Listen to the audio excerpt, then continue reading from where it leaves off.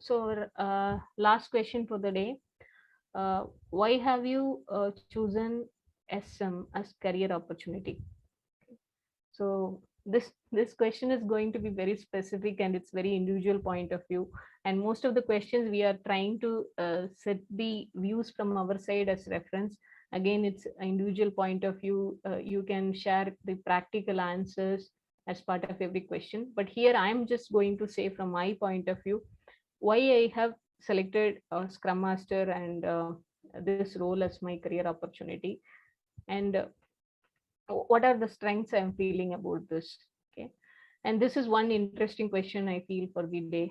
A very very interesting question. I'm more eager to know from Sunan's view also, and I think each and every viewer who is going to have, they will be definitely will be getting some more views when we share this information to all of you people.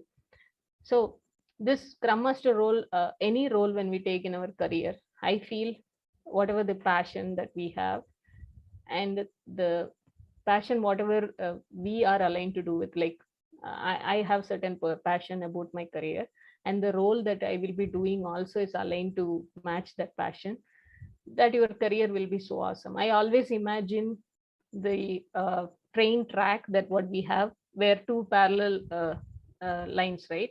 And the train will be smoothly running on the track if these parallel lines actually go in the same way it is expected. Same way I feel your passion and the work that what you do or the role that what you play, that should be aligned. Then only that your train called career will move very smoothly. This is according to my view. So why SM? First of all, I'm very curious and excited about the word servant leadership, because it gives lot and lot of opportunity. Uh, I feel it in a way that you you have lot more opportunity to mentor your team, coach your team, and explain the process. And my vision and my feedback, whatever I have received, is something like I can explain things maybe in a longer way. You guys can see in the video itself. So but I feel when you are trying to learn certain things, I try to give the maximum level of information, whatever from my experience I get it, from the things whatever I have learned, all those things. So Scrum Master is one role I feel you will you can play the role of agile coach at certain points whenever you are coaching the team about the agile practices, mindset of agile mindset, then the scrum processes and all those things. You will be definitely getting an opportunity to be a trainer if you are willing to do that. And you will be having an opportunity to play the role of a mentor, because this role also has that opportunity. And you will be a leader. So I feel leader will definitely have all these things. So you should be in a position to share your knowledge. You should be in a position to bring people with the knowledge whatever you learn by sharing with them. And you should also try to coach and mentor people in the ways with the experience whatever you have crossed in your career. So I feel all these things uh, can be actually taken with the help of this role, like the Scrum Master role, because as it has all these flavors in it. And being a person, I'm open for feedback. uh, I'll take some time to actually take action items on the feedback because it takes its time, but I'm very much open for the feedback, which also I feel it is one of the character that is required for the Scrum Master. When someone is coming and saying that, hey, why are we following retrospective in this pattern?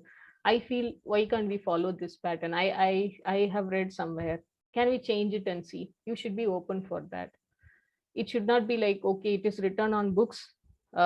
Somewhere I have read, as per the guide, it is written like this, so I will follow like that. No, you should be open to take the options that your team is giving to you. So, and you should be open to take the feedback and just work on that feedback if it is necessary, because every feedback is not required to be like taken into action. So it's up to the person who is taking the feedback and how the feedback is going to nurture you. That is also important. And as a team, so this part I generally feel that I'm open for feedback. That's one thing I feel that is required also for this role. And the second thing is listening and understanding and thinking from others' point of view. That's more important. It's not always like, okay, that this is the velocity and this is the capacity we have, this is the sprint backlog we should follow. No, just try to understand from the other side. Just try to think from the team's angle. It should not be like always like, oh no, this is the point where I need to stand and this is the way it should work. Not like that. It's not necessary. So we can think from the other person's view as well. And listening is the major thing that I feel which is required in this role as well. And another thing, more relevant, I feel, communication and collaboration. Especially, you should be a very good communicator. You should not be feeling shy to ask questions, and you should be ready for collaborating with people to understand, because this is one major thing which will solve many issues. Like, you should be kind of like open to ask questions. It should not be like, oh no no no, what people will feel. No, it's okay. There is no right or wrong question, right? It's always a question is a question. It's okay. So we can put any questions at any time, just until and unless we get an answer, so that that answer will help us in some of the other way.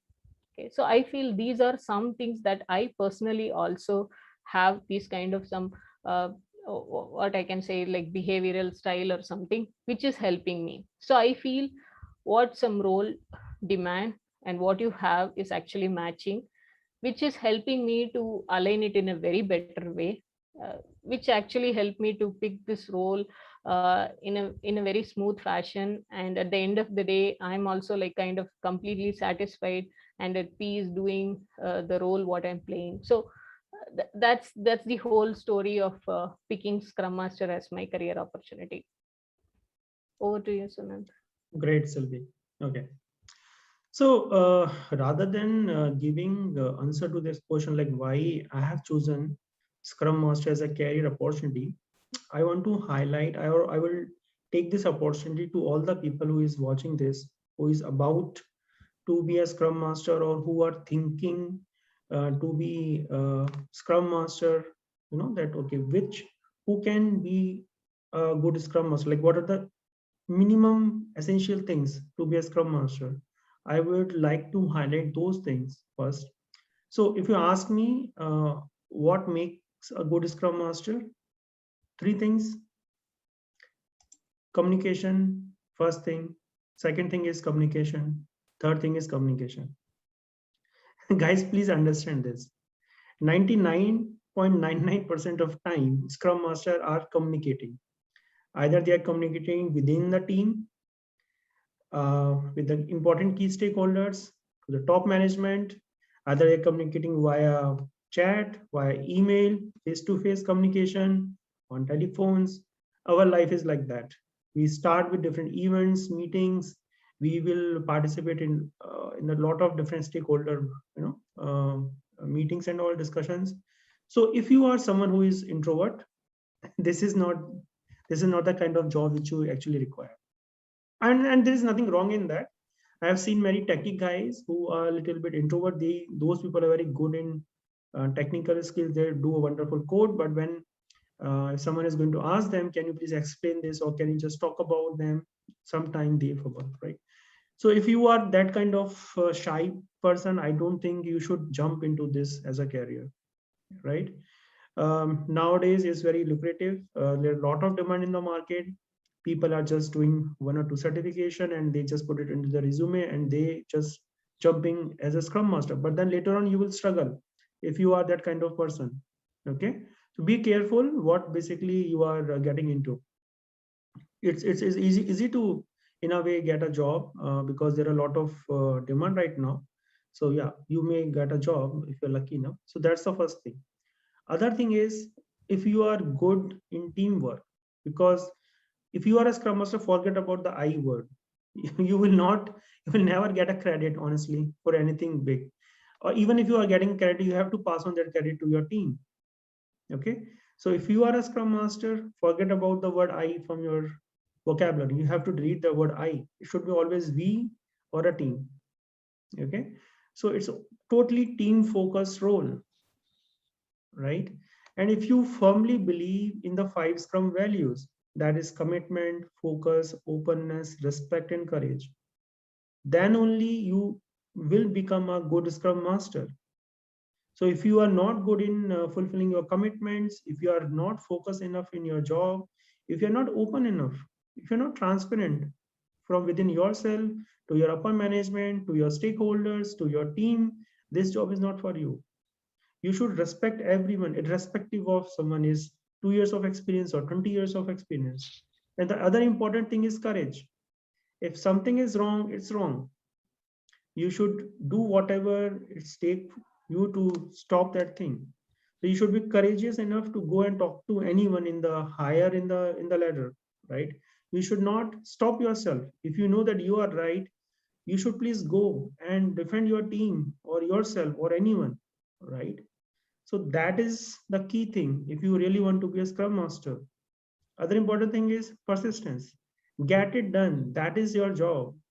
You have to work toward the closure of the things, right? People will start the things but then they forget to close the things. So your important role is get it done. Why the team is struggling, get it done. Where they struck, right? So if you are good in that, this is job for you. Multitasking, you have to juggle a lot in this kind of role. You will be talking at the same time to your team, same time you are talking to someone on a dependent team or to a upper management or to a different stakeholders. That is required for this particular job. You have to be a good multitasker. Sometimes you will be into multiple things. You know what is your priority at the moment. So time management is the key over here, right? So this is again important thing. Other thing is, yeah, neutrality means you should base your decisions on facts. So because everyone in the team is equal, you cannot take sides of everyone. Okay, so you should be always have sort of discussion based on fact. Okay, so you should be good in that. So these are the small things. Basically this is about leadership but without any powers kind of role, where you have to mentor, you have to coach your team, you have to facilitate, you have to be a trainer sometimes, you have to be teacher sometimes. So there are multiple role. You have to wear a multiple caps, within this particular role of a scrum master. So if someone is telling you it's a pretty easy job, I would say you have to reconsider all these points. If you believe that, yeah, all these checks are there, you can take all these check, then yeah, you are, I think, going to be a good scrum master. Okay. There is nothing fancy. I mean, in terms of like, we are not doing anything technical over here. We are not a scientist. We are not doing anything, we are not creating any rocket over here. It's all about people.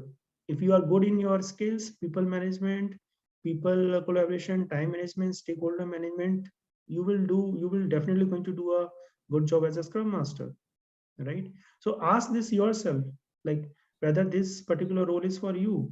And if you believe yes, then please go ahead. You will be amazed. I mean, rather than amazed, I would say I'm enjoying my role as a scrum master for last couple of years. Okay, in the beginning it's a struggle for everyone. It's not about scrum master role, any role. If you do some transition, so let's say if you're a tester, program manager, or anything, if you are doing this transition, obviously the transition is always difficult.